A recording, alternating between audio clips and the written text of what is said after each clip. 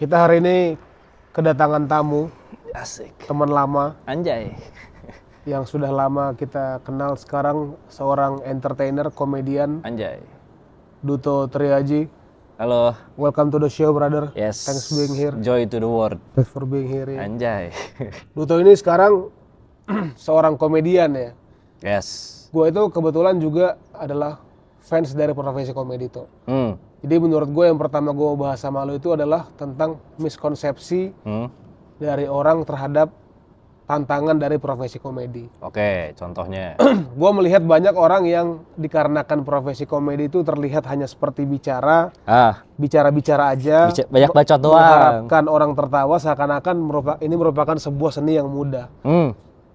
Seakan-akan lebih sulit kalau orang harus bernyanyi di mana dia harus memperhatikan intonasi dan nada dan sebagainya. Ya. Gue sebagai fans komedi punya pandangan yang berbeda karena gue merasa komedi, stand up komedi terutama merupakan salah satu art form yang paling menantang lah, ya kan? Dikarenakan bukan hanya ada elemen public speaking tapi juga lu berresonansi dengan secara langsung dengan penonton. Karena kan reaksi dari penonton secara real time itu sangat berpengaruh terhadap mood lu sepanjang lu membawakan pentas lu gitu ya kan. Betul.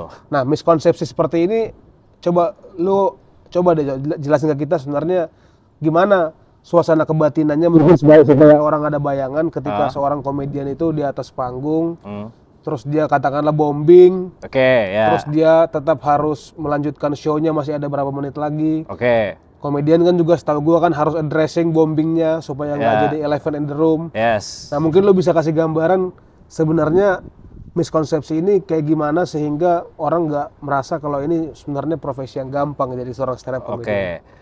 Ini mungkin jelasin dulu kali bombing apa tuh. Ya Kan. Ini mungkin buat para, lo ada nama nggak? Para fans to the world ini? Belum ada. Ini kan kita bikin sekarang. Coba apa tuh? Ya, namanya Joy to the World. Kita kan Joy to the World official ya. Ya, Joy to the World official. Kayaknya nama fansnya itu pencari kebahagiaan.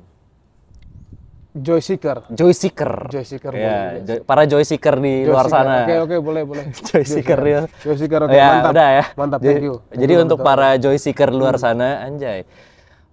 Bombing itu artinya tuh nggak lucu. Jadi kayak misalkan lo naik, terus lo nggak lucu, itu kita nyebutnya dia lagi ngebom. Ya, karena tidak bisa menghidupkan suasana lah. Ya. Nah, kalau itu terjadi dan itu hal yang sangat sering terjadi. Ya, apalagi kalau lu datang ke open mic. Di mana para komedian itu lagi latihan, lagi coba materi baru. Tempat para pemula berdarah-darah ya di situ. Betul, bahkan bukan cuma pemula, yang udah profesional aja berdarah-darah. Ya. Kayak bisa loh ada misalkan komedian yang lo kenal gitu. Dia pengen bikin special mengasah show. Jokes di situ ya, mengasah jokes. Betul. Sampai jadi lucu gitu. Biasanya nih kalau misalkan mau tampil di TV, itu latihan dulu tuh di open mic. Nah, di open mic itu tuh orang yang udah terkenal sekalipun itu ada kemungkinan dia nggak lucu juga. Dan sering banget kejadian kayak dia pengen bikin spesial, terus di open mic 1 jam nggak lucu. Nah, kalau apa yang terjadi setelah itu, itulah yang kayak ya udah mau nggak mau gue harus address nih gue nggak lucu dan nggak boleh baper dalam artian ya karena udah pasti bakal dikata-katain sama MC-nya. Tapi gue membayangkan crafting sebuah materi stand up comedy itu lu harus punya kesempatan untuk boleh nggak lucu sih, karena ya di mana lu bisa dikritik, di mana lu bisa bangun gitu kan. Harus lu, menurut gue sih memang harus boleh lu punya kesempatan kalau idenya masih bentuknya pun mentah, masih nggak lucu, memang lu harus punya lingkungan di mana itu lu boleh untuk menyampaikan itu. Betul. Dan kan kalau gini, ada lucu kan karena ada yang nggak lucu. Nah, jadi kalau misalkan kita nggak lucu tuh jadi tahu nih, oh ternyata yang ini nggak works. Jadi kayak lebih strategis. Kayak oh ini nggak works, berarti ntar mungkin di kesempatan berikutnya gue coba yang kayak gini kali ya. Nah, jadi lebih tahu. Setelah lu bertahun-tahun jadi komedian, stand up komedian terutama, ada nggak semacam code of conduct atau kode tidak tertulis yang baru lu lihat, baru lu alami setelah lu bertahun-tahun berjalan? Misalkan contohnya yang gue bayangkan ya, yang boleh buat jokes tentang agama Islam hanyalah mereka yang Islam. Yang nggak ada ya. Batasannya itu, batasannya itu keberanian diri lo sendiri. Ya, jadi kalau lu orang yang semua jokes itu bisa dibercandain, ya silakan. Tapi nggak semua orang bisa nerima. Itu strateginya gimana biasanya? Gimana lu mempetakan, lu testing the waternya gimana caranya? Jokes mana yang, apakah di sini batas bahayanya? Lu gimana biasa cara untuk ngetesnya itu tuh? Di open mic, kalau misalkan orang yang ketawa. Yang nggak direkam?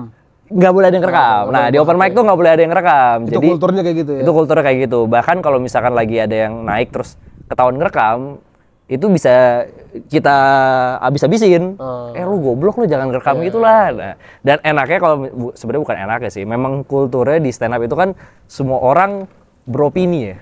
Ya kan, semua orang beropini. Jadi ketika ada satu yang tiba-tiba ngerekam, semuanya bakal berisik. Kayak, ih nih lihat nih, goblok nih orang nih. Udah bilangin nggak boleh ngerekam, masih ngerekam. Dan itu diomongin pakai mic. Langsung di-address ya? Yes. Jadi kayaknya tempat paling enak buat ngetes-ngetes kayak gitu di open mic. Bahkan sebenarnya gue lihat addressing isu yang baru terjadi kayak gitu itu memang wajib sih. Kalau lu bombing juga lu harus address. Wajib. Kalau perlu kita lempar piring. Ya. Dan kalau nggak kayak gitu, ntar dia bakal tetap ngerekam. Terus kan kita nggak tahu ya rekamannya bocor kemana. Terus kalau misalkan bocor, apakah kena kasus? Kalau misalkan kena kasus kan kita juga nggak tahu nih harus siapa yang dihubungin gitu-gitu ya. Open mic itu memang harus jadi tempat zona nyamannya komedian, boleh dia tes jokes-nya gitu ya untuk dia tahu di mana yang aman. Itu ada ya, open mic itu kan kita di kafe ya. Jadi itu adalah zona aman buat komedian, tapi zona nggak nyaman buat customer yang mau nongkrong doang. Dari yang lu perhatikan misalkan teman-teman lu yang lu dulu starting komedi bareng kan pasti ada yang lu lihat sebenarnya punya bakat lucu tapi dia nggak make it sampai sekarang, atau nggak ada titik di mana lu seharusnya bayangkan dengan kualitas selucu ini seharusnya orang ini di titik ini, kan pasti ada tuh teman-teman lu yang kayak gitu. Oh banyak banget. Kalau yang lu perhatikan di antara, kan lu bilang banyak nih, di antara mereka ini apa faktor yang sama yang kira-kira bisa menjadi kita duga kayaknya ini yang menghambat mereka untuk ambil next step di karir komedinya?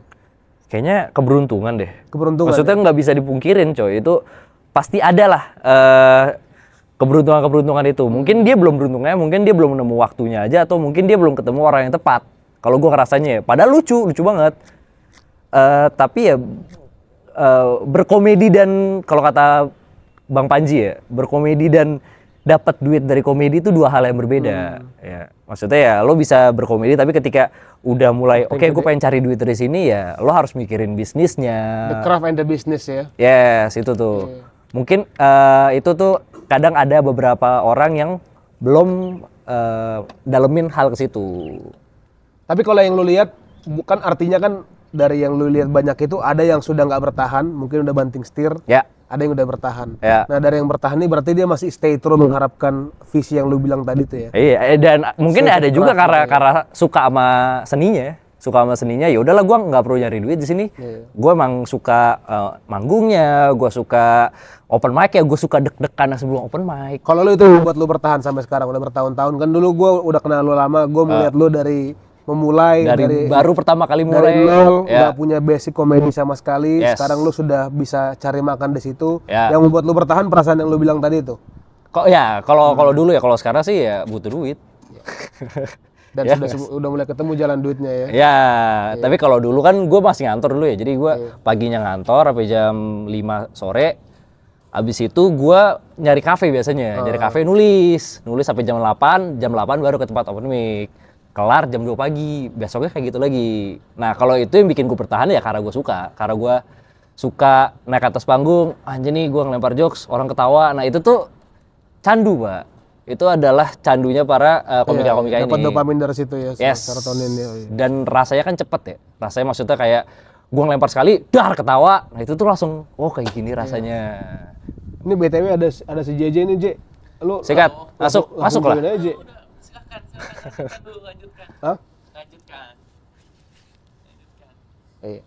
Kalau fenomena kayak film, lu lihat kayak film agak lain misalnya, itu kan sebuah fenomena film komedi yang berhasil mengambil market komersial ya.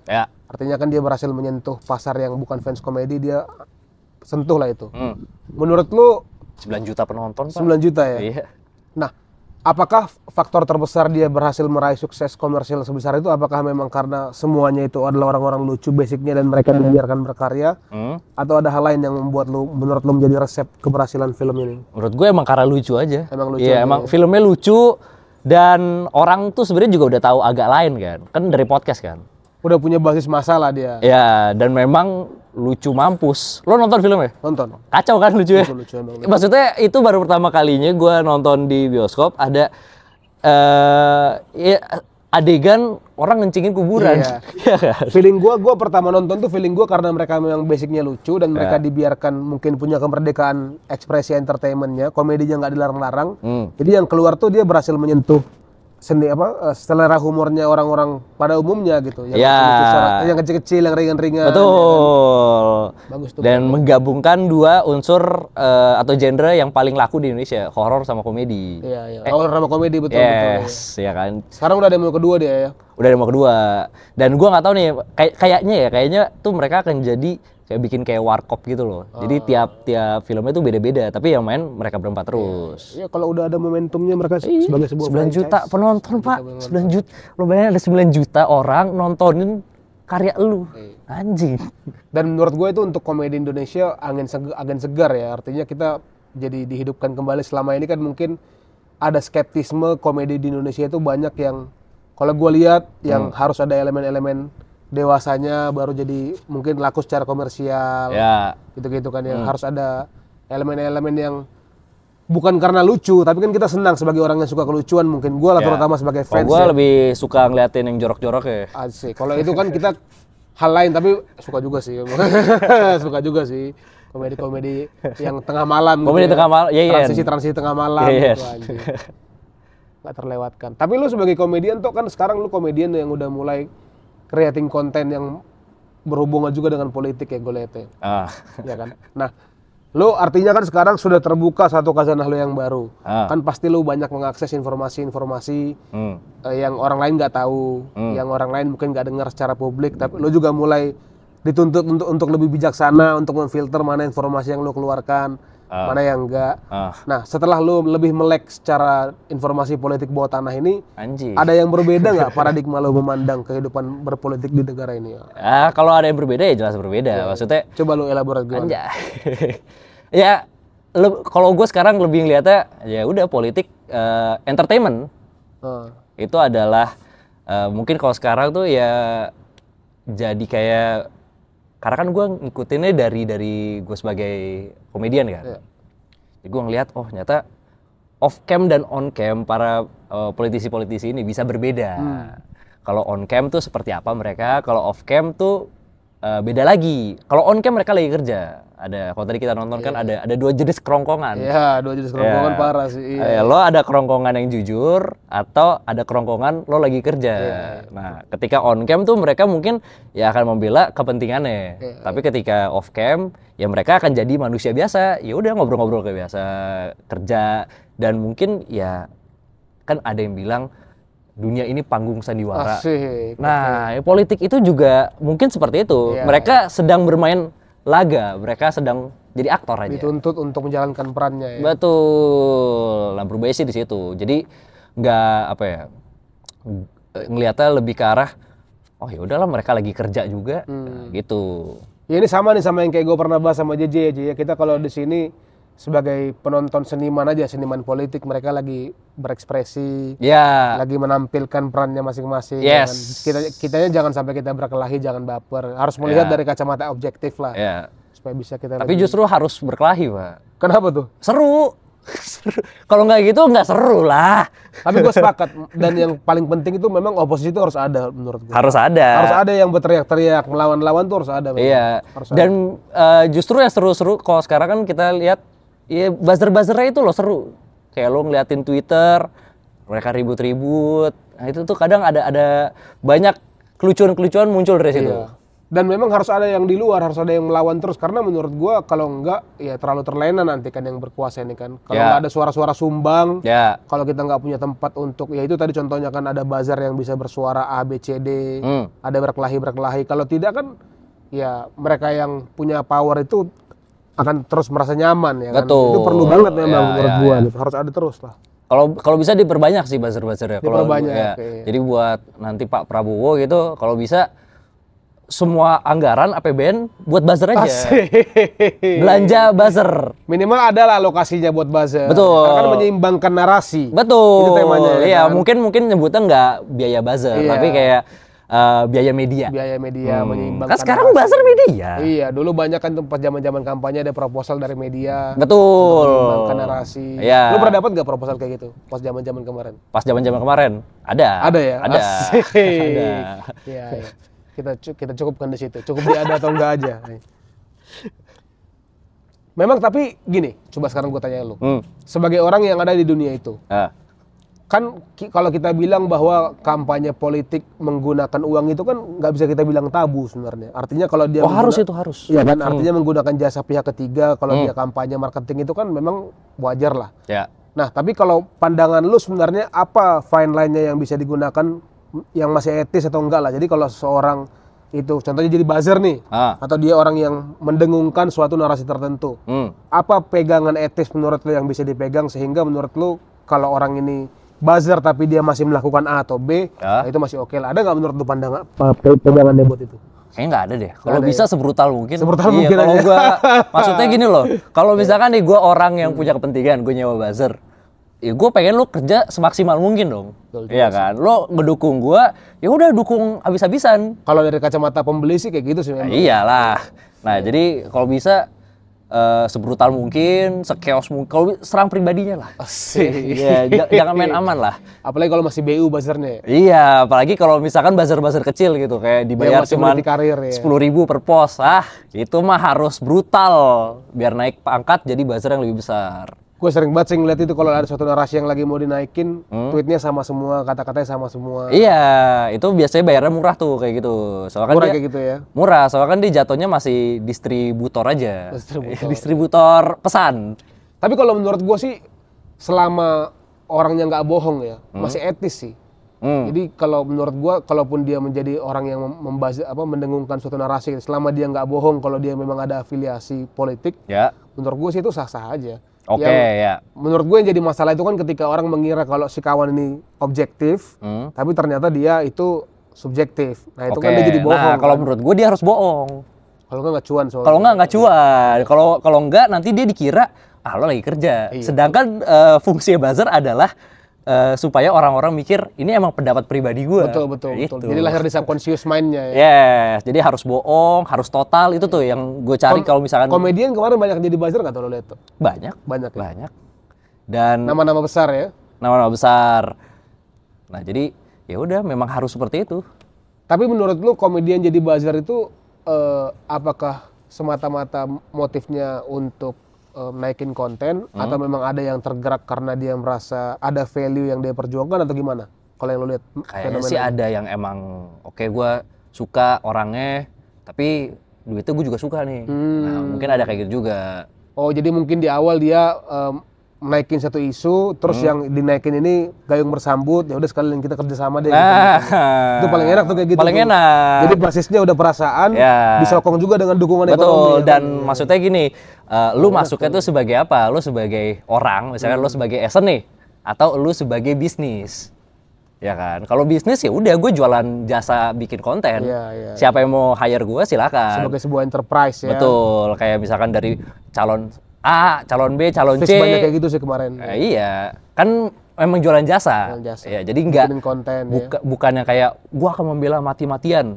Nggak seperti itu. Tapi lebih ke arah ya udah nih gua buka jasa, siapa yang mau masuk. Kadang tuh bahkan ada yang ngambil dari tiap calon.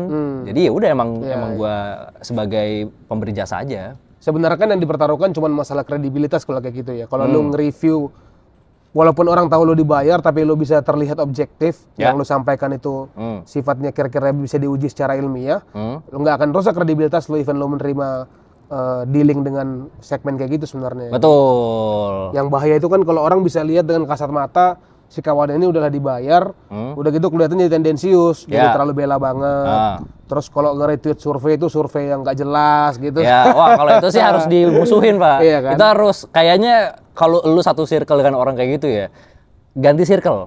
Ya, cara terbaik adalah kalau dia udah Coy, jangankan dia nge-retweet hasil survei nggak jelas. Dia nge-retweet hasil survei aja udah harus ditinggalkan. Udah mulai jadi pertanyaan ya. Iya. Itu pengalaman macam apa gitu. Apa urgensinya? Apa nih serunya di mana lo nge-retweet hasil survei? Betul. Kadang-kadang gue tuh membayangkan si orang tuh melakukan sesuatu itu motivasinya apa gitu, nge-retweet kayak gitu. Apa motivasinya coba? Apa yang dia pengen tunjukkan kepada dunia gitu. Ya, dan dia mecat retweet loh. Kalau dia itu tim ses, gue masih paham lah. Kalau dia buzzer, gue masih paham. Betul. Ini semata-mata karena dia merasa ada kerinduan sendiri gitu ya. Dari mana, ya. Dan dia melihat calonnya itu adalah the next messiah. Iya, akan menyelamatkan perekonomian bangsa ini. Nah, jadi kayak jangan deh. Makanya gue selalu sedih ngeliat teman-teman gue tuh yang berkelahi sama teman-temannya atau sama saudaranya gara-gara politik. Ya maksudnya seperti yang lo bilang tadi ya. Kalau mereka menyadari bahwa pada kenyataannya bos-bos ini pun di belakang berkawan ya. Mereka pun berteman. Toh mereka juga masih harus nego-nego di legislatif ya. Jadi santai aja. Jadi mending kayak lu udah pas nih menurut gue. Ada ceruk untuk mengambil cuan, ya cuankan aja sekalian. Betul. Ya kan? Jadi Duto dengan ini menyatakan dengan tegas tidak menolak endorsement politik. Oh. Ya kan, membuka. Saya menolak. Saya menolak ya. Kalau duitnya kecil. Kalau duitnya kecil ya. Ya, saya menolak. Dengan tangan terbuka.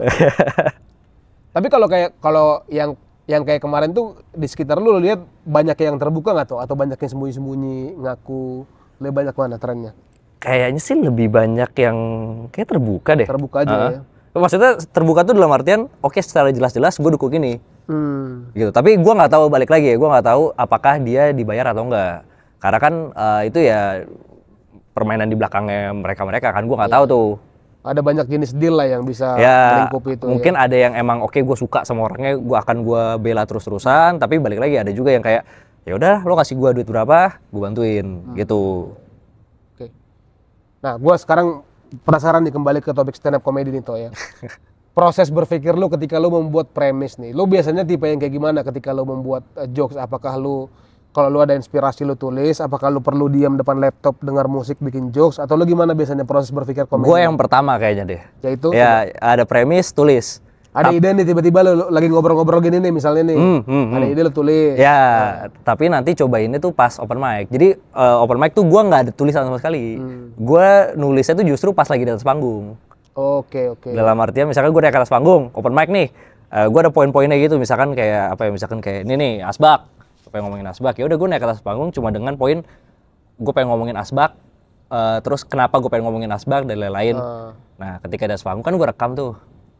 Pas sudah kelar, gue denger rekamannya. Selalu rekam ya? Selalu rekam, ya. Gue denger rekamannya tuh. Oh ternyata yang ini nggak kena, yang ini kena, yang ini nggak kena, bla bla. Nah abis itu barulah ditulis. Kena itu indikator dari respon penonton atau dari pengenalan sendiri terhadap jokesnya.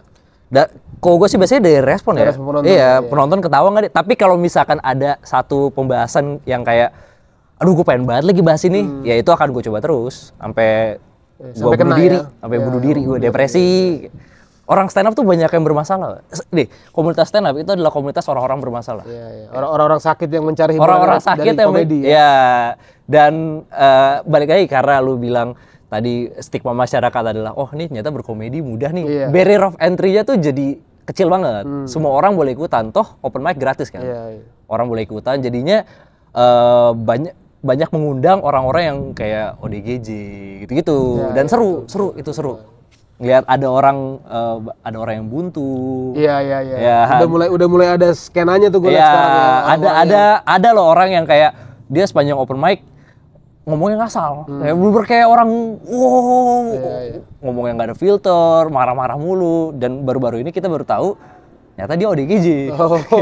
Kita lebih tahu ngeliat dia ngomong bacot dulu daripada tahu dia ODGJ. Ternyata ada kondisi medis ya. Iya. Bukan lucu doang nih orang. Lucu doang. Iya.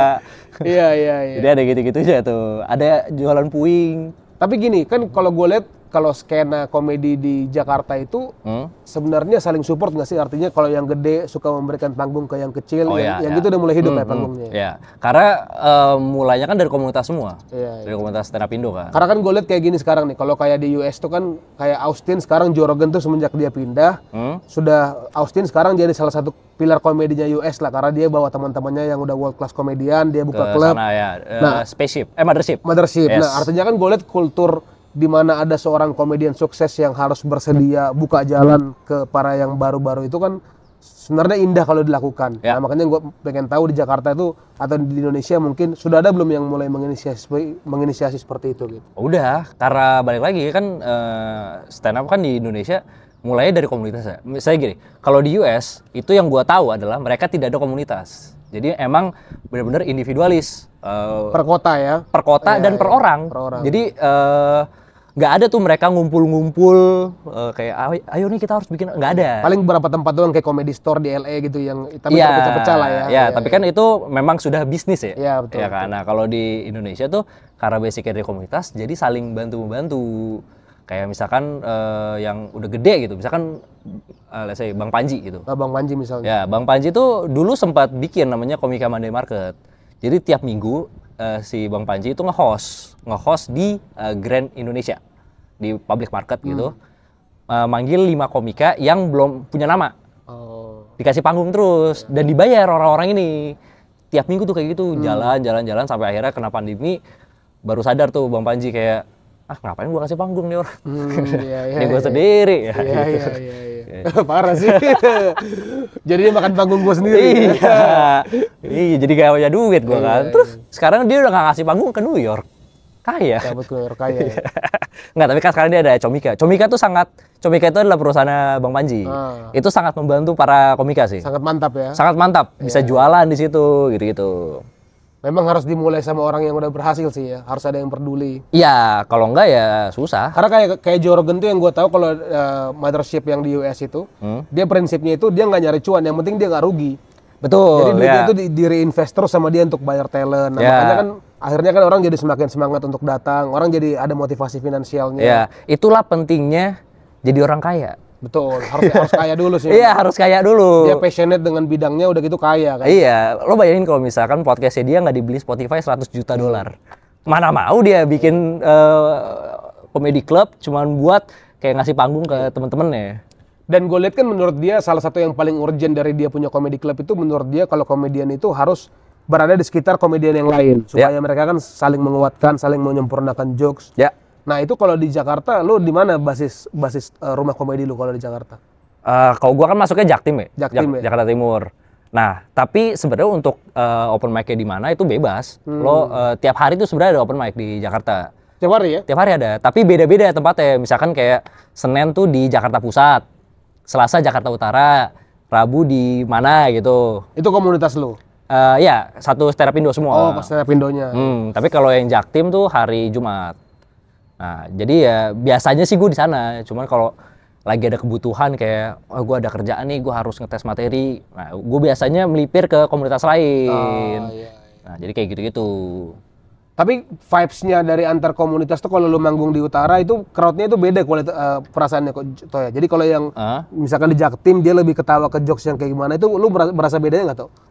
Tipe-tipe jokes dari masing-masing daerah. Kebentuk dengan sendirinya. Oke. Dalam artian lo kalau ke Depok itu tipenya absurd. Oke. Jadi komiknya semua absurd. Yang ya udah yang beyond nggak perlu ada logika di situ. Ya, Depok tuh nggak perlu ada logika. Apalagi komik-komiknya tuh memang kayak karakter daerahnya juga ya kayak betul, gitu. Betul, model-modelnya tuh kayak Depok tuh kayak Coki Pardede, Viko tau gak lo? Tahu. Viko, nah kayak gitu-gitu. Sedangkan kalau kayak Jaktim misalkan, Jaktim tuh lebih yang SMK, STM, perjuangan kerasnya hidup. Perjuangan keras ya, tinggal di rel kereta. Jokes-jokes yang kerasnya hidup masuk deh tuh Jaktim. Nah, tinggal di rel kereta. Ada teman gue tinggal di rel kereta. Jadi rel kereta rumahnya di samping ya. Jadi jokesnya dia adalah kalau ada masinis lewat, ngeludah masuk ke kamarnya dia. Parah sih. Nah, gitu-gitu. Tapi lucu sih aja. Lucu. Masinis udah masuk, iya lagi nyampe lagi. Bisa berdet, udah cut, masuk kamar gua Bang. Iya, nah, gitu. Kalau Jakarta Utara karena di pelabuhan dan hidupnya yang keras juga ya.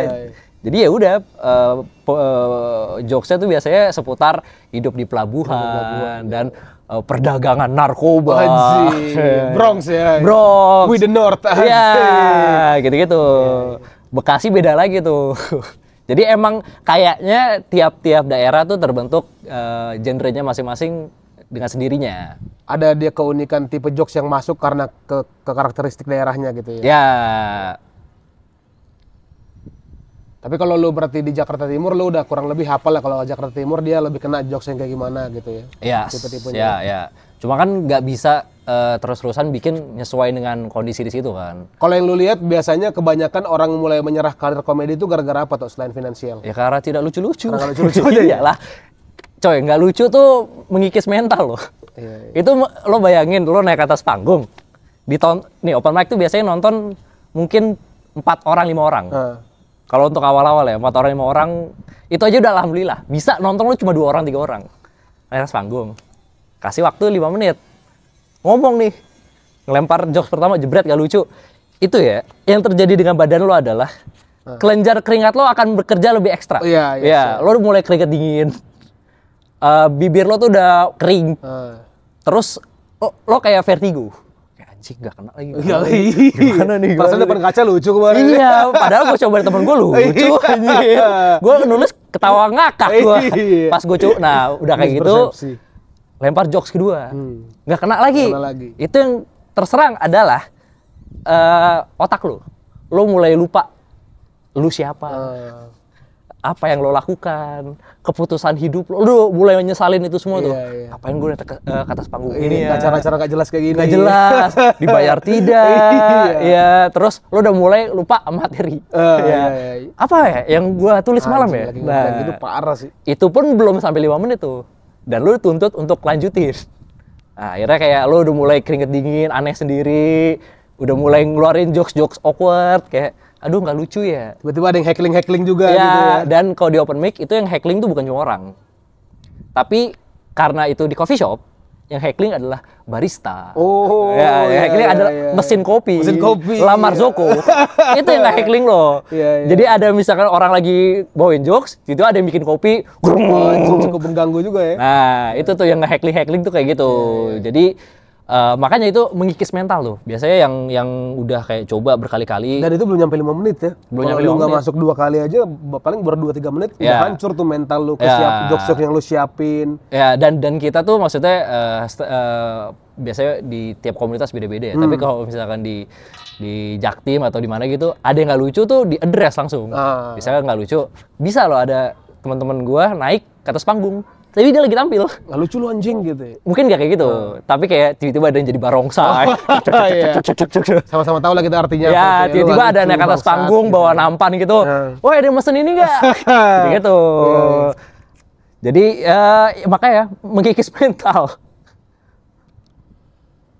Memang harus lu cintai sih seninya ya. Kalau enggak ya mungkin kan gue membayangkan lu sering-sering open mic gitu dari segi pendapatan juga enggak ya apalagi awal-awal tuh wah nggak ada duitnya Pak. Kalau dari awal-awal ya, gua pun juga baru mulai benar-benar bisa hidup ya dari ini itu mungkin tahun 2002 setelah gua 4 tahun 5 tahun ya baru gua benar-benar oke, gua bisa. Lu sebelumnya berarti lu untuk bertahan hidupnya lu berarti bikin side job aja di samping gitu ya? Si stand up ya? Iya, untuk lu menghidupi karir komedi lu kan lu pasti butuh tetap membuat bread nih. Ya. Lo berarti ada side job di samping gitu ya? Oh enggak, main job. Bukan side job. Main job. Iya, justru stand up-nya itu dulu side job. Ya, kalau main job gua kan dulu ngantor. Nah itu, jadi kalau murni ngandelin komedi doang, awal-awal paling jadi ojol. Iya. Jadi memang itu sih ya, mencari keseimbangan antara kita tetap harus mencari makan, tapi di sisi lain karir ini kan nggak cepat lo mencapai titik yang lo inginkan sekarang gitu ya. Harus lo kadang-kadang rasional juga gitu untuk menentukannya. Nah, yang gue pengen tahu dari lo waktu itu lo pikirkan nggak yang gini-gini? Misalkan lo berpikir dalam waktu sekian tahun, kalau gue nggak berhasil gue akan balik kerja. Lo ada nggak pertimbangan-pertimbangan kayak gini? Pas gue udah cabut, nggak ada lagi. Nggak ada ya? Nggak ada. Dan untungnya tuh gue pas cabut emang udah buset, jatuh Pak. Parah sih. Ini baru nih. Terhempas angin loh. Anjir sampai rusak. Oke. Apa tadi berarti? Oh ya, kalau pas gue cabut tuh untungnya gue udah punya penghasilannya. Saving lah ya. Jadi nggak mulai dari nol banget. Jadi ketika gue dicabut, oke gue tahu siapa yang harus gue kontak, gue harus nawarin apa, itu udah kepikiran. Kalau misalkan gue cabut tanpa mikirin itu, ya kayak mungkin gue akan balik lagi ngantor. Kalau sekarang lu paling banyak berarti mematangkan premis komedi lu dari yang kayak tadi ya, lu dapat ide, habis itu lu coba di sama teman-teman lu gitu ya. Iya, langsung coba open mic. Tapi kalau dari teman-teman lu yang lain, lu lihat ada tipe-tipe kayak gimana lagi tuh orang mendapatkan inspirasi premis tuh kalau yang ada di sekitar lu? Ada yang emang nulis, banyak yang nulis juga. Ada yang mungkin gabung komunitas mana gitu, jadi kayak banyak-banyakin hidup. Banyak-banyakin kayak, oh nongkrong sama orang ini, nongkrong sama orang ini. Tetap kayak otot sih, harus dilatih terus ya. Betul. Otot komedinya ya. Ya. Jadi ya beda-beda lah orang. Kalau gua kebetulan ya lebih suka, ya udah naik atas panggung nggak tahu mau ngomong apa, cuma tahu poin-poinnya, bawain, ntar baru tulis. Menurut lu semakin sering melakukan komedi itu lu semakin lucu, kebanyakan lu semakin lucu atau lu semakin cepat dalam menangkap hal yang lucu? Sebenarnya Semakin depresi. Semakin depresi. Semakin depresi ya. Semakin merasa kayak semakin depresi dan semakin hilang empati. Oh, ya. Tapi ya secara apa ya? Jadi lebih peka lah. Lebih peka, jadi kayak misalkan ngeliat suatu kejadian, oh ini kayaknya dibawa ke sini enak nih.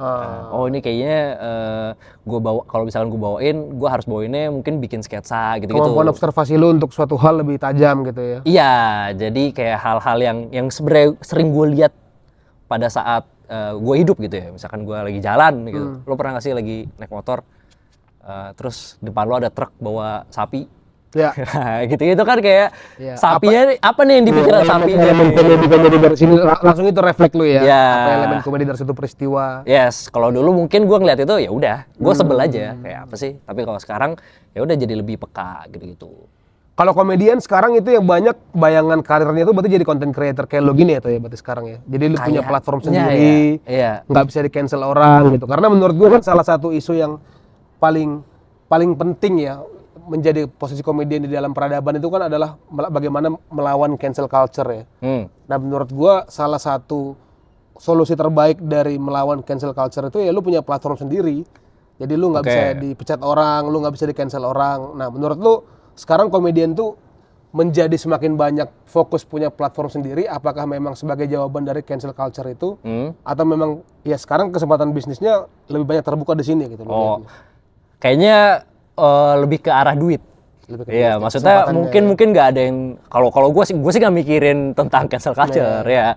Kalau gue ya murni kayak, oh nih teman-teman gue yang bikin konten nih ternyata bisa dapat duit. Kenapa nggak gue lakuin? Dan gue tuh dulu sangat membenci orang-orang yang bikin konten. Asik. Sangat membenci gue. Benci parah sih. Parah gue kayak kenapa berangkat dari persepsi apa lu benci itu? Kayak mungkin iri.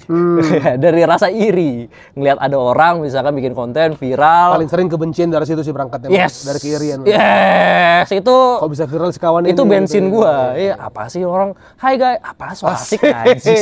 Kayak pengen banget terkenal lu najis tai cuh. Gitu-gitu. Sekarang lu lakukan hari-hari ya. Nah, ternyata menjilat ludah sendiri enak. Iya, memang paling enak sih rasanya. Paling enak. Nah, dulu kan ya gitu gua ngeliat orang bikin konten, "Ih, najis apaan sih lu? Norak najis." Tapi kan pas pandemi, gue kan nggak bisa stand up ya, karena kan ya lockdown. Output lainnya jadi bikin konten, jadi nulis. Oh ini buat skrip konten tuh bisa kayak gini, gitu. Jadi dari situ mulai ngerasain, oh bisa dapet duit kayak gini. Endorse pertama tuh ya, gue di endorse pertama tuh endorse 1.000. Asik. Wah, gue langsung lihat. Apakah saya influencer? Ternyata ini rasanya. Rasanya jadi untuk cuap-cuap. Dibayar untuk bikin video tolol. Video tolol ya, observasi semata. Dia rasanya apakah saya influencer di sini? Nah, jadi ya mulai ternyata bisa cari duit, nggak harus kayak gua ngantor gitu-gitu. Dan enak duitnya, enak. Soalnya kita cut middleman-nya juga ya dari platform langsung ke lo gitu. Nggak kalau lo yang punya channel sendiri itu kan selain daripada yang tadi gue bilang kan kemerdekaan lo untuk bisa menjadi diri sendiri, juga kan lo kontrol sepenuhnya nasib lo gitu ya kan, lo tahu pendapatannya berapa, berapa exposure-nya. Gitu. Ya, tapi ya kalau untuk yang cancel culture sih kayaknya belum ada yang terlalu concern segitunya. Tapi kalau gue sih memang ngeliat itu toh, karena jadi kelebihannya kalau lo punya platform itu, ya jadinya nggak ada yang bisa mengontrol narasi lo, kayak lo misalkan butuh menyampaikan suatu ide atau suatu jawaban terhadap satu isu gitu. Kalau lu nggak punya media kan lu jadi harus bergantung pada media orang, harus tunggu di interview. Tapi kalau zaman sekarang kan ketika lu sudah punya platform, orang udah gampang tinggal nyari tempat lu bisa ngomong apapun. Oke. Jadi menurut gue itu salah satu kelebihan yang sangat mendukung dari dari tapi kayak menurut gue tetap ada aja diatur-atur. Maksudnya kayak kalau misalkan gue sendiri tanpa ada media gitu. Ada tiba-tiba masukin duit 10M. Lo coba kata-katain orang ini, gue bikin kan pasti. Nah, tapi kan maksud gue jadinya kan itu kembali ke pilihan lu. Artinya kan ruang untuk lu bisa berpendapat itu jadi lebih besar. Nah, masalah ruang ini lu pakai untuk pilihan yang seperti apa? Apakah lu mau jadi buzzer?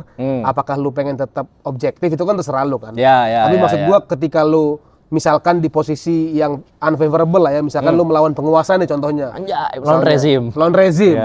Kita asumsikan lah media di negara ini 90% dikuasai rezim semua misalnya nih. Di negara kan emang udah kayak gitu. Ya, gua nggak tahu lah kalau nanti perlu kita tinjau lebih dalam gitu. Katakan di negara Konoha media 90% dikuasai rezim. Nah, kalau lu punya platform contohnya kayak Twitter lah, lu punya X. Kan mau semua tempat berita itu bicara A atau B tentang lu tetap punya kesempatan untuk membicarakan versi lu. Mau versi lu benar atau enggak, mau mana yang adil, setidaknya kan ada coverage untuk dua-duanya. Nah, makanya gue sepakat tuh kalau dibilang sebenarnya Elon Musk beli Twitter itu salah satu perpecahan dalam peradaban sejarah gitu. Karena kan dengan dia beli Twitter itu kan dia sangat-sangat mengedepankan masalah free speech kan. Nah, jadinya terutama buat orang-orang seperti lu mungkin terutama yang bisnisnya itu sangat-sangat dekat dengan perlindungan free speech. Ya kan sangat-sangat butuh perlindungan untuk kebebasan berpendapat. Orang-orang seperti ini kan pahlawan sebenarnya gitu. Menurut gua komedian itu harus Gue sepakat dengan pendapatnya para komedian di US ya. Joe Rogan juga pernah bilang bahwa hampir segala sesuatu itu kalau nggak bisa dibecandain tuh pasti ada omong kosongnya tuh. Kan? Jadi kalau ada satu hal yang udah tabu untuk diomongin, nah itu kita harus berpikir beberapa kali tuh. Ini jangan-jangan di dalam lingkupan ini tuh ada satu hal yang omong kosong gitu. Betul. Tapi yang orang sering lupa tuh ya, maksudnya kalau gue ngerasanya free speech itu penting gitu. Tapi jangan lupa ada konsekuensinya ya kan. Jadi makanya gue tuh kadang suka sebel gitu kalau orang konten kreator gitu ngomong bebas terus diserang balik ngamuk. Ini kan free speech lah. Ini konsekuensinya lo ngomong kayak gitu, ya kan. Emang kalau ngomong sosial media tuh susahnya adalah kita nggak bisa nampol, ya kan. Nggak mungkin kita nggak dapat respon langsung soalnya. Betul. Ya kan? Kalau orang ketemu asli salah ngomong kan bisa ditampol. Iya kan. Betul. Tangan langsung melayang. Nah, kalau di sosial media kan orang ngomong bebas, bisa pakai akun anonim, pakai Avcor. Iya. Sebenarnya kan prinsipnya free speech itu kan bagian dari hak asasi ya. Artinya kan negara itu kan nanti bertugas jangan sampai satu hak asasi dalam hal ini free speech itu serta-merta mengurangi hak asasi yang lain, hak untuk mendapatkan kebenaran, mungkin hak untuk mendapat perlindungan. Jadi kan yang lu bilang tadi konsekuensi itu ya sebagai bagian dari konsep yang tadi, bahwasannya kan ada yang lain juga. Konsekuensi itu kan perlindungan terhadap hak yang lainnya kan. Jadi memang kita harus hitung-hitungan lah dalam arti kalau menurut gue sih selama ini ya, selama itu sifatnya bukan kebohongan, terus selama juga kita tahu konteksnya, terutama kalau komedi lah, kan kalau suatu hal itu menurut gua kalau belum bisa dibecandain itu artinya belum sempurna untuk diomongin. Iya kan? Kalau satu topik itu kalau kayak contohnya misalkan masalah Gus inilah sekarang. Gus yang mana nih? Banyak nih Gus sekarang. Itulah, ini kan sekarang lagi bulannya Gus kan, lagi banyak. Tahunnya Gus lah, lagi banyak. Wah, itu agak ngeri dibecandain tuh. Agak ngeri bicarain itu. Kalau itu soalnya tokoh. Iya, tokoh dan pengikutnya militan. Takut saya. Jadi ini yang lebih aman lah yang Gus. Pokoknya ada 3 yang nggak boleh diserang di Indonesia. Gus Dur, Korea, ya, sama Taylor Swift. Oh iya, Taylor Swift juga parah lah. Korea tuh militansi ya. Ya, arminya kacau. Arminya kacau ya. Militansi. Arminya bahkan lebih menyeramkan daripada army itu beneran. Iya, betul. Tapi kenapa kayak gitu ya kalau fans Korea itu ya? Gue mau memperhatikan parah sih emang. Nah, itu militansinya luar biasa. Itu tuh yang bikin Korea maju. Iya kan? Dia bisa bikin idol jadi seperti sekte. Oh sih. Iya kan? Subconsciously ya. Iya, dan itu sebenarnya adalah titik tertinggi dari seorang entertainer. Betul. Bikin sekte sendiri. Para fansnya tanpa diminta dengan sendirinya rela mengorbankan jiwa dan raganya. Betul. Ngeluarin apa aja dimakan sama fansnya. Coy, lo inget gak sih yang dulu BTS ngeluarin sama McD? Iya. Wah, yang di Tokped harganya sampai ratusan ribu ya? Iya, nah gue kan pas itu lagi jalan ngeliat McD. Terus ya BTS ngeluarin yang collab-nya, buset, McD ngantri. Iya, ngantri, ingat gue tuh, iya. Kacau tuh, beli nugget aja nggak bisa gue. Nah kan, harus. Sekte banget sih. Iya kan, itulah. Sekte banget.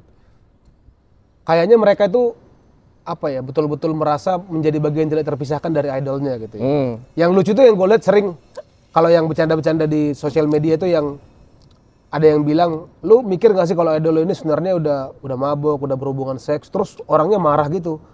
Kayak seakan-akan itu topik yang sangat tabu buat dia membayangkan idolnya itu punya kehidupan pribadi. Ya. Itu tabu gitu. Tabu.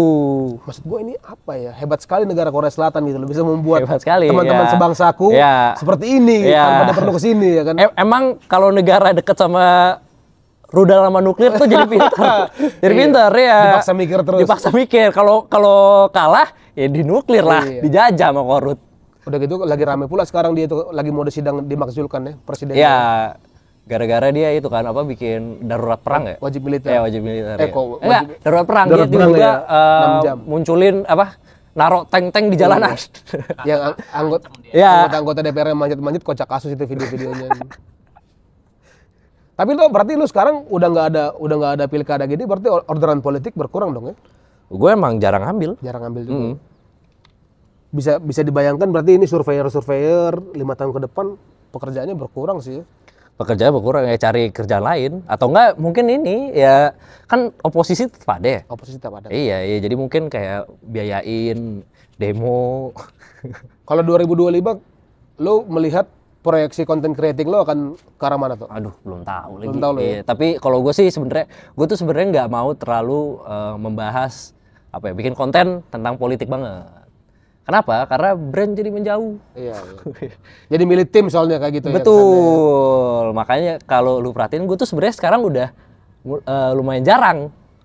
Kalaupun gue bahas politik sebagai joke saja, bukan sebagai kontennya. Ya, beda cerita kalau misalkan pas gue yang kan gue dulu di CNN ya. CNN tuh ya udah bener-bener kontennya politik gitu-gitu. Nah, kalau sekarang ya udah lebih ke arah gue pengen bikin karakter apa nih?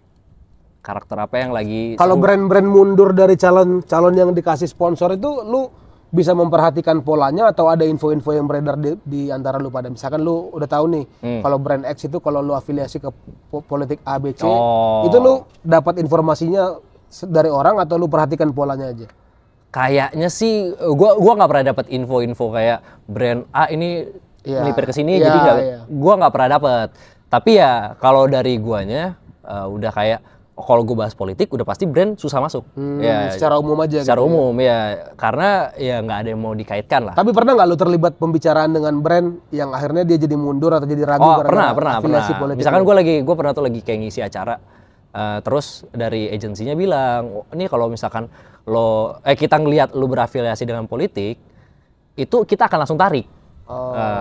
Nggak akan. Terlepas afiliasi kemana gitu ya, tapi politik aja secara umum. Ya, karena nantinya brandnya itu akan diasosiasikan dengan orang tersebut. Emang kita kalau ngelihat dari kacamata brandnya cukup make sense sih keputusan itu ya? Iyalah, gue juga jadi kalau misalkan gue punya brand nggak mau gue. Iya. Ntar tiba-tiba si orangnya bikin statement politik apa, blunder. Wah nggak mau gue nih. Nah ini tadi kalau dari ini, lu kemarin ketika fenomena Gus-Gusan ini, kan gue perhatikan ketika... Gus siapa nih? Ya, yang lagi rame lah, Gus Miftah atau Agus Buntung atau Agus yang ngebunuh. Agus Buntung pecah sih ya. Agus Buntung pecah sih. Jadi Agus Buntung itu kemarin pertama kali bertanya keluar, gue tuh sanksi awalnya. Emang iya bisa nih orang melecehkan dengan tangan yang nggak ada gitu. Tapi ternyata dialah bentuk nyata dari prinsip banyak jalan menuju Roma. Nah, kan? Kalau lu sudah memang bandit, akan ada aja jalannya gitu. Kalau sekali bandit tetap bandit. Tetap bandit. Gue nggak dengar rekaman-rekaman cara dia untuk meyakinkan orang-orang tuh kayak sebenarnya kalau dari konten omongannya itu nggak ada yang luar biasa sophisticated, nggak ada suatu hal yang menurut gue harusnya bisa membuat orang terbuai. Tapi gue nggak tahu kenapa, apakah memang dia punya aura. Kemarin tuh lucu tuh kalau di Twitter kan ada tulisannya karisma cowok yang nggak pernah main tangan. Nah, iya kan? Dan nggak kalau dia tuh yang gue dengar dari rekaman-rekamannya dia tuh pinternya dia adalah ketika dia udah berhubungan sama cewek, dia bilang ke ceweknya, lu jangan ngomong sama siapa-siapa. Nanti kita dinikahin. Di gaslightingnya pakai hukum-hukum adat setempat ya. Betul. Nah, jadi kan kita tahu ya maksudnya cewek-cewek ini tuh emang lebih takut nikah sama orang buntu. Itu lebih menakutkan buat mereka daripada mengungkap kebenaran ya. Betul, fuck lah kebenaran. Yang penting gue nggak nikah sama orang buntu. Ya. Dan dia tahu nggak ada yang mau sama dia gitu, maksudnya untuk nikahin. Iya. Jadi ya udah dia akan pakai cara itu terus. Belasan lah korbannya gila. Belasan, dan dia kan maksudnya disebutnya sebagai difabel produktif. Difabel produktif ya. Dalam artian dia difabel tapi dia bisa melakukan hal-hal seperti orang normal. Body count-nya luar biasa, boy. Body count-nya itu harus ketemu sama Dims Dola sih. Dims Dola. Tahu nggak sih Dims Dola? Slap orkes sih. Iya, anjing. Nah, dia kan apa yang lo lihat videonya dia main drum gak? Emang ada, boy? Yang main kaki, boy? Iya. Iya, serius, ada dia. Agus main drum. Terus dia buka pintu tuh pakai gigi. Asik. Iya. Sudah terlatih menggunakan anggota tubuh lain ya? Yes. Nah, jadi jagonya itu kayak gitu dia. Zaman sekarang tuh lo memang nggak bisa sih bikin masalah sama netizen karena satu isu itu terungkap semuanya kan. Jadi kan kayak si Agus ini ternyata ada banyak. Ya. Pelakunya ada banyak ternyata. Ya kan? Jadi kespil. Kayak si ini sekarang yang koas. Oh, yang dokter ya. Ya. Sampai jadi kelacak LKPN bapaknya yang gitu. Itu kenapa sih gua nggak begitu ngikutin loh. Itu jadi intinya yang mukulin itu supir mamanya. Jadi dia itu si orang yang ngatur-ngatur koas ini. Itu kalau gua jadi orangnya ya, supirnya gua naikin gaji sih. Iya, merah putih, boy. Buset, bro. Merah putih, boy, pasang badan untuk tuan ya kan.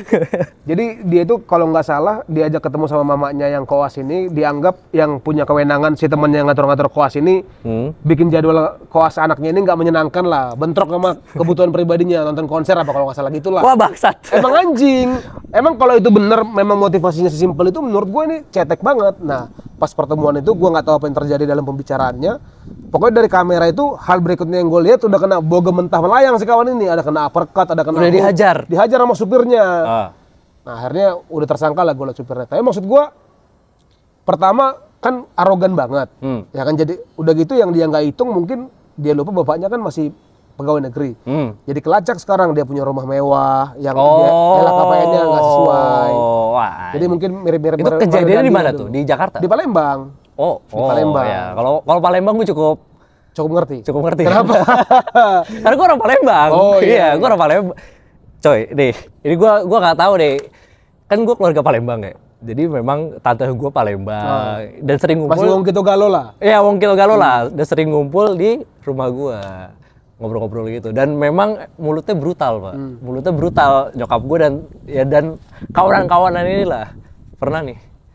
Gue lagi makan nih. Makan depan gue tante gue sama nyokap gue, mereka ngobrol gitu, dibilang ke nyokap gue kan, nama nyokap gue Eni gitu, kau tahu si ini meninggal gitu. Terus nyokap gue bilang, oh yang jelek itu ya. Jelek parah sih. Jelek. Ya. Terus gue lagi makan, buset. Kenapa yang keluar pertama kali dari mulutnya adalah nggak ada memori lain, boy, selain penampilan fisiknya yang kurang. Gue malah jadi penasaran emang sejelek apa. Sampai itu jadi top of mind. Nah, kayak gitu-gitu. Terus lagi misalkan lagi lebaran gitu, ngumpul semua kan. Ada nih om gue, emang orangnya cukup straightforward. Lagi ngobrol-ngobrol gitu, datanglah saudara gue cewek. Tuk gitu. Terus si om gue bilang, misalkan si yang cewek ini anggaplah Putri lah saudara gue. Si Putri datang tuk gitu. Om gue bilang, "Hoi Putri, dari mana kau? Alangkah jeleknya kau sekarang." Alangkah jeleknya kau sekarang. Alangkah ya. Kayak ngeliat keajaiban. Iya. Agak dramatis tapi menghina ya. Iya, alangkah jelek ya kau sekarang. Buset. Jokes-jokes orang daerah emang biasanya lucu-lucu lagi. Tipu-tipu kampung. Nah, jadi gue cukup memahami kenapa itu terjadi. Iya. Memang brutal. Tapi maksud gue gini lah, artinya sudah semabuk kekuasaan apa lu sampai masalah koas aja bisa terjadi seperti itu di hadapan lu. Artinya menurut gue orang yang hanya karena masalah sepele itu bisa langsung melakukan kekerasan seberlebihan itu, menurut gue mungkin selama ini udah sangat-sangat mabuk kekuasaan kali. Udah lama nggak nginjak bumi kali kan, sampai dia nggak punya respon yang lebih bijaksana daripada itu gitu loh, marah dulu kek. Atau enggak mungkin emang itu konsernya bagus banget. Konser apa tuh? Tahu nggak? Nggak tahu ya. Mungkin memang ya kalau misalkan nih lo lagi kerja, tiba-tiba bos lo bilang, "Sen, besok malam ada meeting ya, tapi lo besok malam tuh ada konser Coldplay. Anjing, marah asu sih gua. Marah asu kan? Marah asu. Pukul nggak? Iya mungkin. Langsung sih gua masuk uppercut kayaknya. Masuk lah kayak tak gitu. Anjing, iya sih. Iya kan? Berarti mungkin penyebabnya itu, teman-teman. Ya, penyebabnya adalah konsernya terlalu bagus. Atau kalau kita mau lihat dari kacamata dia, mungkin aja si orangnya ini memang kurang ajar yang setting-setting koas ini. Memang selama ini mungkin dia sudah sengaja membuat hidupnya nggak nyaman atau menerima uang. Betul. Jadi kita nggak tahu kan. Ya, atau enggak mungkin dia emang nggak suka sama si cewek ini. Iya. Ya, jadi kayak gue tahu lo ada konser, taruhlah jadwal di situ. Iya. Itulah kita nggak pernah tahu ya. Ya, dan itulah kenapa lebih baik ketemu langsung. Makanya buktinya tadi langsung dipukul kan? Langsung dipukul. Langsung dipukul kan. Jadi salah ngomong dikit pukul. Sama supernya yang tinggi besar. Betul. Ya, jadi menurut gua emang harus dipukul sih. Ya. Bicara yang mukul-mukul gitu tuh, lu pernah punya pengalaman ini nggak kalau lagi stand up heckling? Ada yang heckling, tapi yang anarkis sampai naik ke panggung gitu misalnya, atau yang rusuh lah ketika lagi stand up atau teman-teman. Kalau guanya sih nggak pernah, alhamdulillahnya. Cuma teman-teman gua pernah. Sekitar lu ada apa? lempar bangku. Lempar bangku. Lempar bangku pernah. Ada yang di heckling sampai nangis. Yang nangis yang komediannya. Ya, masa yang nangis heckling. Woi, goblok lu. Iya, lu yang goblok kayak dia. Ya, pas dibalikin dia yang jiper ya kan, lu yang goblok. Iya, gue yang goblok. Iya, aduh tolong saya goblok. Dilempar kursi itu mungkin karena pas jokesnya dianggap nggak proper gitu. Ya, kalau gue sejujurnya lupa masalah utamanya kenapa. Tapi kayaknya dia ngomongin agama di tempat yang ya kayak lagi misalkan di kafe tapi yang outdoor gitu loh. Dilempar kursi. Masanya nggak tepat ya, audiensnya bukan audiens dia gitu ya. Iya, ada juga yang tadi di heckling sampai nangis. Kalau di heckling sampai nangis tuh yang benar-benar di hecklingnya tuh udah sama seluruh penonton. Karena nggak lucu. Iya, nggak lucu lo turun, nangis. Iya. Ada yang dipukul kayaknya ada deh. Pukul ada. Ada. Temen gue dipukul pernah. Dipukul penonton. Dipukul kru. Oh, anjing gak bayar dia. Asik. Dia pokoknya ada lah ceritanya, dipukul kru. Ya, jadi soalnya banyak lah. Gua ngeliat kan kayak kalau kemarin kayak Dave Chappelle yang di US yang rame itu kan, yang mau ditusuk. Nah, gua penasaran di Indonesia semenjak ada peristiwa itu apakah berpengaruh, apakah jadi meningkat keberanian penonton terhadap komedian kalau dia rasa nggak pas, atau komedian tuh jadi punya awareness yang lebih, justru jadi lebih hati-hati kalau bawa topik tertentu atau kayaknya enggak sih. Kalau di Indonesia kayaknya kalau belum ada kejadiannya belum. Kayaknya harus ada yang ditusuk dulu. Oh iya, yang signifikan ya. Signifikan. Dan yang terkenal orangnya. Betul. Kalau yang kemarin yang dilempar bangku orangnya nggak terkenal. Iya. Jadi cuman orang biasa dilempar bangku aja. Biasa dilempar kursi aja. Iya, dan kita sering lihat itu. Iya, itu Pak. Nader terus deh kalau di bar-bar di Jakarta Selatan. Iya, lo kelapu juga paling kayak gitu. Iya.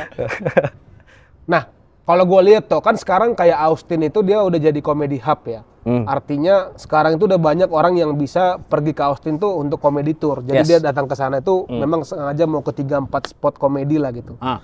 Kalau di Indonesia sendiri menurut lu selain Jakarta sudah ada belum tempat yang bisa kita anggap kayak gitu? Jadi saking hidupnya skena komedinya itu sampai menurut lu udah layak untuk tour komedi ke sana, datang ke 3-4 klub yang komediannya itu oke-oke gitu. Kalau komedi klub itu masih dikit banget. Masih dikit ya? Masih dikit banget. Mungkin yang bahkan yang proper baru di Jakarta doang. Itu pun cuma 2.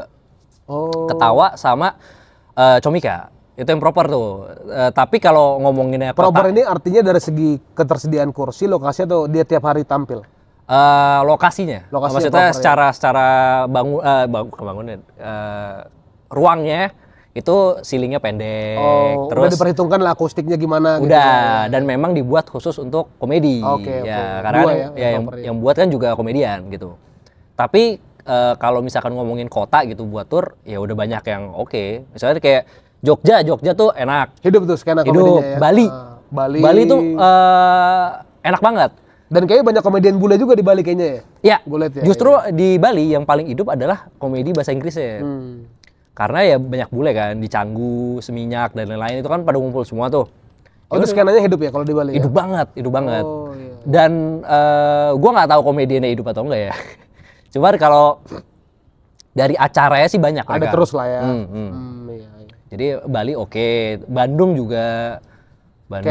Kayak berarti kayak sekarang si Coki yang gue lihat lagi mau tour ini, dia berarti udah lihat ada data-datanya di mana yang skenanya hidup gitu, yang yang sekarang nih turnya nanti di Jakarta ini komedi mendidik ya? Komedi mendidik ya.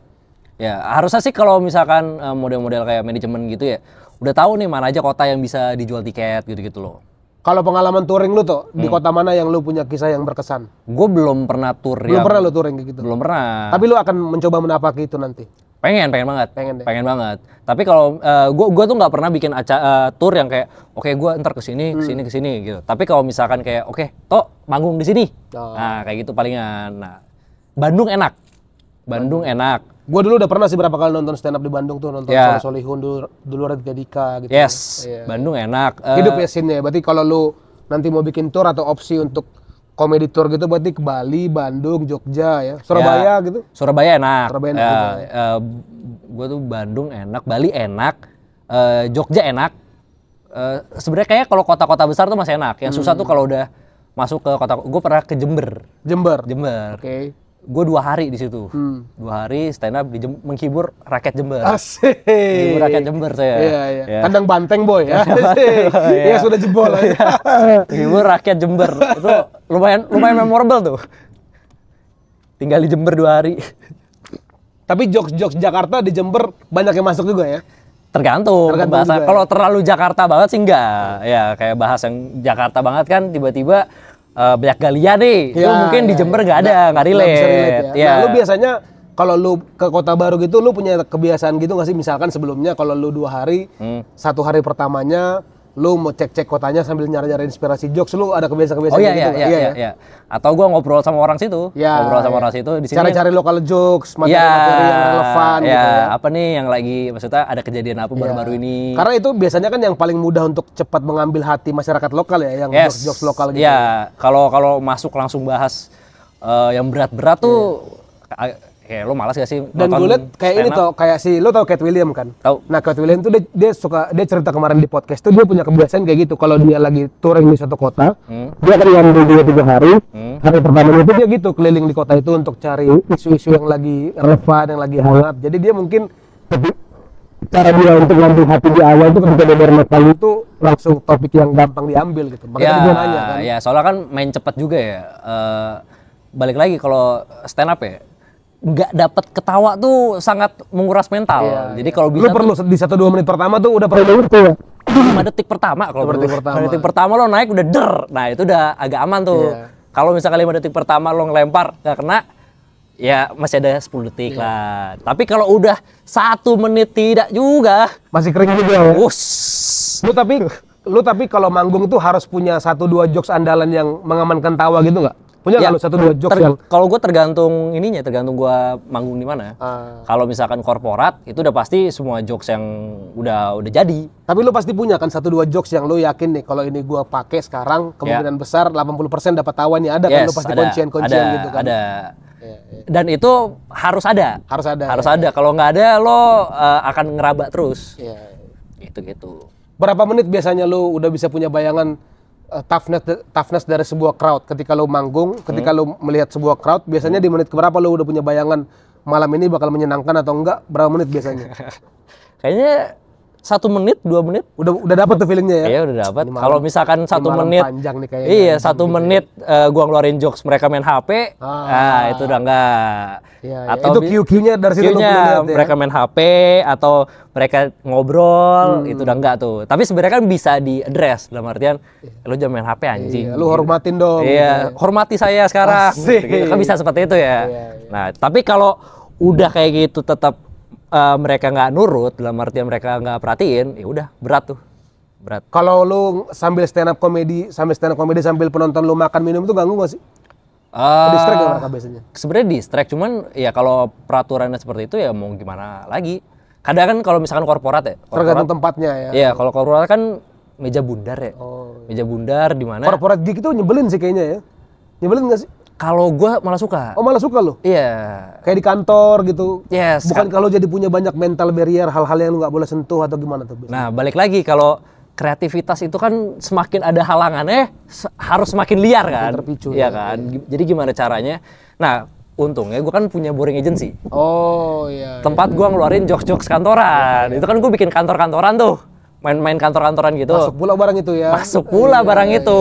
Jadi ya kalau misalkan gue ada kerjaan korporat, gue tinggal ngambil jokes dari konten gue. Gitu. Lo juga udah lihat algoritmanya ya, oh yang ini di pekerja kantoran masuk jokesnya. Ya, gitu. Biasanya tuh yang masuk tuh ini kita ini keluarga. Kita ini keluarga. Itu masuk banget sih. Masuk nih. Kayak bisa loh masuk ke misalkan kayak lagi manggung, misalkan kantor mana lah gitu. Iya. Coba di sini bosnya sering ngomong kita ini keluarga nggak? Gitu. Iya. Coba yang sering kayak gitu tepuk tangan deh. Itu minimal 1-2 tawa ada tuh ya. Ya. Pasti ya. Dan lah. corporate gig kayaknya kerjaan sebentar, bayarannya pun mungkin oke gitu ya. Bayarannya oke. Exposure-nya pun mantap ya. Ya. Dan enaknya karena kita nggak punya keterikatan sama mereka, maksudnya kita nggak kenal. Kalau misalnya nggak lucu langsung balik. Oh. Iya kan. Jadi kayak nggak lucu nih, yaudah gua ambil duitnya langsung balik gua. Tapi kalau lucu nongkrong dulu. Kayak, gimana tadi? Wih, mingle ya. Iya, gimana? Oh Mas, bagian apa Mas? Oh digital marketing ya. Wah saya juga. Tapi kalau nggak lucu, ambil makan, cabut. Nggak mau saya berinteraksi dengan kalian semua. Tapi itu ada pasarnya itu ya, corporate gig itu ada pasarnya itu ya? Banyak, apalagi akhir tahun. Oh iya. Soalnya kan penyerapan anggaran. Betul. Ya. Kayak sekarang jalan-jalan banyak yang nggak terlalu rusak dibenerin. Betul. Habisin budget ya. Jadi kayak apalagi sekarang banyak tiba-tiba bikin meeting akhir tahun. Iya. Lu kalau gig yang aneh gitu pernah ada yang lain nggak tuh selain corporate gig? Misalkan lu disuruh stand up di ulang tahun atau stand up di acara 17-an gitu, pernah nggak? Banyak gua. Yang paling aneh gua nggak tahu kenapa, tapi gua tuh sering dapet kerjaan kayak gitu. Yang paling menarik buat lo apa yang paling menarik dan unik? Kalau buat ini penderita Alzheimer. Wajeng. Di mana tuh lu? Di rumah sakit. Lu disuruh menghibur hari-hari mereka yang sudah tidak menyenangkan itu gitu. Iya, betul. Hari-hari yang besoknya mereka lupa. Sudah lupa ya. Kayak menghibur rakyat-rakyat memento. Anjing, iya lagi. Nah, jadi kayak gitu di Nothing tulus juga lu bikin jokes depan orang-orang Alzheimer ya. Udah lupa ini besok ya kan? Agak nothing tulus sih. Ya, tapi seru. Gimana tuh ceritanya? Jadi sebenarnya itu yang punya tempat ya adalah teman gua. Oke. Ya, punya klinik lah. Punya klinik. Ya, punya klinik. Mereka tuh yang klinik kayak ini ngadain acara untuk orang-orang yang Alzheimer. Jadi dikumpulin. Terus kayaknya kalau ngumpul doang agak boring nih. Iya kan? Apalagi mereka sering lupa nih. Takutnya gimana-gimana. Apakah yang berkesan gitu ya? Betul. Ya udah coba aja undang stand up. Hubungin gua pas itu minta red dong, buat apa? Ini kita mau bikin acara untuk penderita Alzheimer. Terus gue bilang, anjing, penderita Alzheimer dikasih jokes. Ntar gue ngeluarin punchline, dia setupnya lupa lah. Gimana nih? Kan itu harus satu kesatuan ya kan? Gak apa-apa Mas, cobain aja. Ya udah akhirnya gue cobain. Tapi lu pun gak peduli awalnya, yang penting rate-nya masuk ya kan? Yang penting rate masuk, ya. Yang penting rate masuk dan itu juga jadi cerita kan. Iya, iyalah, betul. Akhirnya udah gue tampil di penderita Alzheimer. Untungnya tuh ada mereka tuh bukan penderita semua, ada bawa pengasuhnya. Ada yang kayaknya gue menderita deh. Ada yang self proclaim. Ada self proclaim. Ya, kan kalau sekarang banyak tuh mental illness self proclaim kan. Kayak gue analisis sendiri. Iya, kayak gue ini deh ADHD deh. Nah, kayak ternyata di Alzheimer juga berlaku. Padahal emang pelupa aja. Cari-cari alasan medis ya. Iya, emang pelupa aja. Tapi mereka ketawa tuh ya? Mereka ketawa. Tapi gua nggak tahu ketawa aja karena mereka bingung atau karena udah Alzheimer aja. Atau ini penderita Alzheimer lainnya yang sedang mencari duit katanya. Ya, mengapresiasi aja. Itu terus PHK. Wah, gua pernah ngeliat konten lu lagi tuh bikin jokes di depan orang PHK. Ya, itu kantor gua dulu. Oh. Jadi kantor gua dulu di PHK. Lu yang dipanggil? Gua dipanggil, tapi bukan untuk stand up sebenarnya. Mereka nggak bilang, pokoknya Mas besok mau nggak nampil. Oh gitu, nggak bilang kehadiran lu untuk stand up? Nggak bilang, nggak ada yang tahu. Dan gue kan maksudnya gini, kalau gue di kantor itu tuh gue emang suka ditawarin job nge-MC dan itu ya udah gue ambil aja, nggak dapet duit, tapi ya udah gue bantuin perusahaan aja lah gitu. Pengabdian lah ya. Pengabdian, toh jadi lebih dikenal gitu-gitu kan. Gue bilang mau deh, jobnya apa? Kata dia, kata gue kan jobnya apa gitu. Ini biasa Mas gitu. Oh biasa. Terus apa nih konteksnya apa? Ini Mas ada yang farewell party Mas. Anjing. Gue yain kan di otak gue farewell party itu resign satu orang loh. Nge-host dah ya. Ya nge-host kan. Akhirnya udah gue sampai ke tempatnya di aula kantor gue gitu. Wah moodnya kurang banget sih Mas. Jadi gue lagi tampil di belakang tuh kan lagi tampil nih, misalkan depan sini penonton ya, karyawan-karyawan semua kan. Dipanggilin satu-satu. Panggil ke ruang buah satu. Sambil lu nampil tuh? Sambil gue tampil. Satu, panggil-panggilin. Balik-balik udah bawa surat. Wah. Lu disuruh menghidupkan keceriaan di tengah-tengah kumpulan itu yes, ya? Yes, Anjing. Gua harus bikin acara PHK ini meriah. Ya, makanya harus meriah lah. Nggak boleh PHK biasa-biasa aja. Kalau ada yang anarkis parah, diam kamu anjing gitu. Ya, untungnya nggak ada ya. Wah parah sih. Tapi gimana, tagihan harus dibayar ya? Mau gimana lagi? Gimana? Iya, dan gua pun juga nggak tahu. Dan gua pun juga kena PHK. Dengan lu sekarang sudah semakin punya platform, lu punya basis massa, lu jadi punya semakin banyak ruang untuk memilih jadinya sekarang ya. Yes. Pekerjaan-pekerjaan kayak gitu kan lu jadi nggak harus ngambil lagi sekarang kan, pekerjaan yang nggak menyenangkan kayak gitu Ya. kan. Tapi kadang kalau yang aneh tuh pasti gua ambil. Karena gua pengen anehnya itu. For the experience. Ya, gua pengen momen-momennya itu. Ya. Terakhir tuh gua abis ngisi buat acara ini, gue tampil setelah lo tau kayak Indonesia Mencari Bakat, Oke. tapi buat bocah. Nama acaranya Bintang Kecil. Oke. Jadi sebelum gue tampil ada bocah-bocah tuh kayak nampilin bakat-bakatnya. Sudah ambil dari kecil ya. Sampai dari kecil ya. Ada yang bakatnya nyanyi, ada yang kayak ini kayaknya nggak punya bakat tapi naik aja. Naik aja. Ada yang ngabisin duit ortu. Betul. Lebih ke tabiatnya buruk aja. Iya. Salah didik. Ya, dan seru gue ngeliatin kayak gitu. Iya, iya. Ya, jadi kayak Itu kerjaan seru sih. Ya, dan di situ tuh gue sadar anak kecil tuh mau ngapain aja akan tetap lucu. Sedangkan kalau itu dilakuin sama orang yang udah tua, menyebalkan. Jadinya nggak jelas. Menyebalkan jadinya. Ya, sebelum gue tuh ada anak kecil dipanggil tapi nggak datang ke toilet. Dipanggil 3 kali tetap ke toilet, terus tiba-tiba yang suster gitu bilang, Mas ini lagi berak. Oh yaudah kita tunggu ya, ayo kita semua tunggu. Coba lu yang kayak gitu. Coba gue lagi gitu. berak. Lagi berak. Goblok kamu. Ya udah berak aja lanjutin. Iya. Gitu. Seru lah. For the experience, for the craft ya. Yes. Enak sih emang kalau lu udah sebuah kemewahan sih ya, lu bisa bekerja di bidang di mana lu mencintai pekerjaannya, lu juga bisa making money di situ. Ya. Dan dari dulu kan yang gua respect dan gua senang dari lu ini, gua lihat dari dulu lu punya faith untuk menjalani ini. Lu nggak pernah punya keraguan kalau lu bisa hidup dari kegiatan ini. Oh ada dong. Sempet ada cuma nggak diomongin aja ya. Sekarang. Sampai sekarang. Sampai sekarang masih ada keraguan saya. Setidaknya kan, tapi dulu yang gue lihat, lu kalau gue tanya apa yang membuat lu tetap yakin ya, lu yakin kalau di sini memang jalannya dengan susah senangnya lah gitu. Selalu senang gitu ngeliat teman-teman yang punya faith, dia jalani faith-nya dan sudah mulai kelihatan kan bahwa ini membuahkan hasil. Jadi kita joy to the world, happy for you man. Lu karirnya terus menanjak, sekarang gue lihat Amin. akan terus muncul di feed kita menghiasi hari-hari dengan konten-konten lucu. Friend of the show, everybody, Tuto Triaji. Thank you.